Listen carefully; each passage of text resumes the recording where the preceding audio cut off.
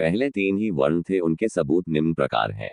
धर्म सूत्रों के अनुसार शूद्र वेद पाठ नहीं कर सकता है, किंतु छांदोग्य उपनिषद में वर्णित कथानुसार शुद्ध जनश्रुति ने ऋक् को वेद पढ़ाया था, तथा अलुस शूद्र ऋषि थे, जिन्होंने ऋग्वेद के 10वें मंडल में अनेक मंत्रों की रचना की थी। इससे हम कह सकते हैं कि पहले शूद्र कोई पृथक वर्ण नहीं था, जबकि पहले शूद्र वेद पाठ भी कर सकते थे तथा धर्म ग्रंथों को लिख भी सकते थे। महाभारत के शांति पर्व में भीष्म युधिष्ठिर को राजनीति की शिक्षा देते हुए कहते हैं कि बताता हूं तुम्हें कि कैसे मंत्री नियुक्त करने चाहिए। वेदों के ज्ञाता 4 ब्राह्मण, शस्त्र चालन में दक्ष 8 क्षत्रिय, ऐश्वर्यवान 21 वैश्य, चरित्रवान 3 शूद्र, पुराणवेद 1 सूत तथा अन्य 8 गौरवशाली श्रेष्ठ व्यक्ति तुम्हारे मंत्री होने चाहिए।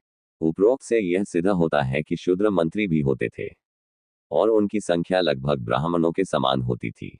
ऋग्वेद में ब्राह्मण और क्षत्रियों का भिन्न वर्ण के रूप में क्रमशः 15 और 9 बार आया है, किंतु शूद्र वर्ण का पृथक वर्णन कहीं भी नहीं आया है। इससे यही निष्कर्ष निकलता है कि ऋग्वेद काल में केवल 3 ही वर्ण थे और शूद्र नाम का चौथा वर्ण कोई था ही नहीं।